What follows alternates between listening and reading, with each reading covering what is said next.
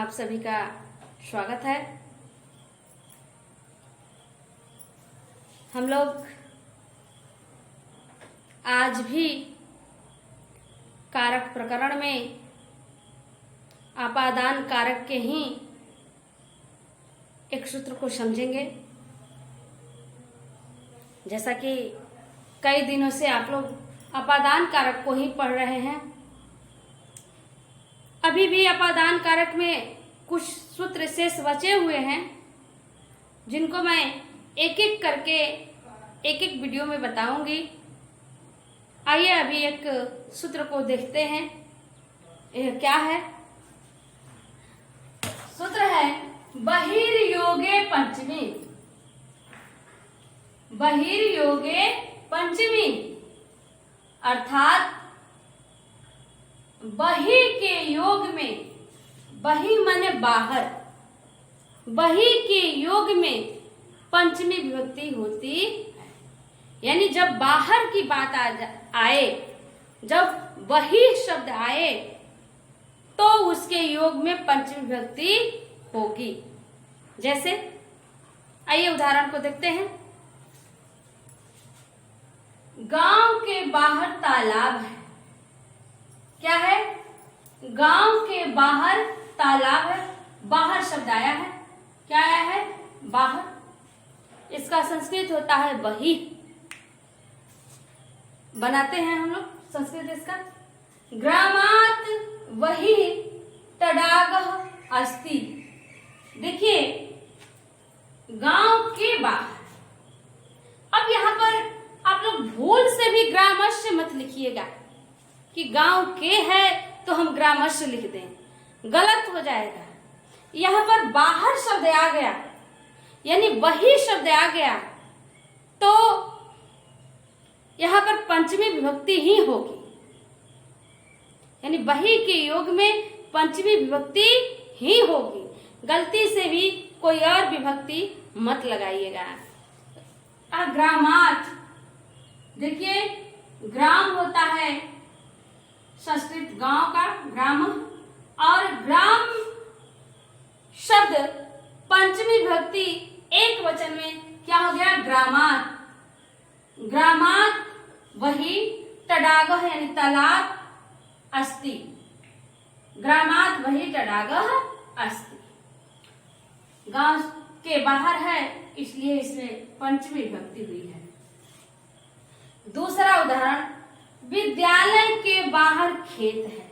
यहां भी देखिए, यहां भी बाहर आया है सब। अब इसके योग में हम पंचमी विभक्ति का ही प्रयोग करेंगे। यहां विद्यालय के लिखा है तो इससे हमको घबराना नहीं है।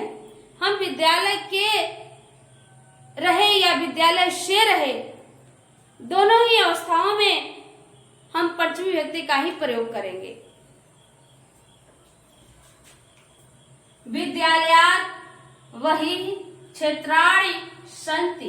खेत का संस्कृत क्षेत्रम होता है, तो बहुत से खेत हैं, खेत हैं ऐसा बताया गया है कि खेत हैं, तो इसके लिए बहुवचन में हमने लिखा है क्षेत्राणि।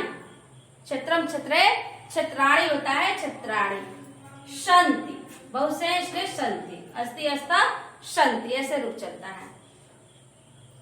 लेकिन अब यहाँ हमें ध्यान देना है कि विद्यालय के बाहर है, इसलिए विद्यालय में पंचमी विभक्ति होगी। क्यों होगी? क्योंकि वही के योग में पंचमी विभक्ति ही होती है। तो विद्यालय शब्द में हमने पंचमी विभक्ति लगा करके क्या बना दिया? विद्यालयात् बना दिया। अगला उदाहरण है, वह घर से बाहर गया। देखिए यहाँ पर है कि वह घर से बाहर गया। अब यहां भी बाहर शब्द आया है। कहां से बाहर? तो घर से बाहर। यहां भी घर में ही, यानी घर का संस्कृत होता है गृहम, तो गृहम में ही हम पंचमी विभक्ति लगाएंगे। देखते हैं इसका संस्कृत। सह गृहात् बहिर्गतः। यहाँ वही अलग करेंगे तो हो जाएगा, अलग करेंगे तो क्या हो जाएगा? वही गतः इस तरह से हो जाएगा, लेकिन हमने इसको एक में लिख दिया है तो ये विसर्ग जो है रेव बन गया है। तो सह गृहात् बहिर्गतः, घर से बाहर जाने की बात हो रही है। किससे? घर से, यानी गृह से। तो गृहम शब्द रूप पंचमी विभक्ति एक वचन में क्या हो गया? गृहात्। यानी आप लोग समझ रहे हैं कि यहाँ भी बाहर है, यहाँ भी बाहर है, यहाँ भी बाहर है, और इनके योग में पंचमी विभक्ति हम लगाते चले जा रहे हैं। अगला उदाहरण हम देखते हैं। आश्रम के बाहर पेड़ हैं, बहुत सारे पेड़ हैं। आश्रम के बाहर पेड़ हैं, देखते हैं। आश्रमात् वही वृक्षाः सन्ति, आश्रमात् वही वृक्षाः सन्ति। देखिए यहाँ भी आश्रम के है, इससे हमको घबराना नहीं है, न सोचना है। जहां भी वही शब्द केवल दिखाई दे दे वहां पर पंचमी विभक्ति का प्रयोग करेंगे। तो आश्रम के बाहर है, इसलिए आश्रम शब्द में जो है पंचमी विभक्ति लगा करके हमने आश्रमात् बना दिया। आश्रमात् वही वृक्षाः सन्ति। तो आप लोग ये अच्छी तरह से जान गए कि वही शब्द अगर आ गया, यानी बाहर शब्द यदि आ गया, तो उसके योग में हम पंचमी विभक्ति का ही प्रयोग करेंगे। हमें कुछ नहीं सोचना, आंख बंद करके आप लोग पंचमी विभक्ति लगा दें, आपका वाक्य यानी आपका अनुवाद जो है सही हो जाएगा। इस तरह से मैं आशा करती हूं कि आप लोगों को इस सूत्र का मतलब जो है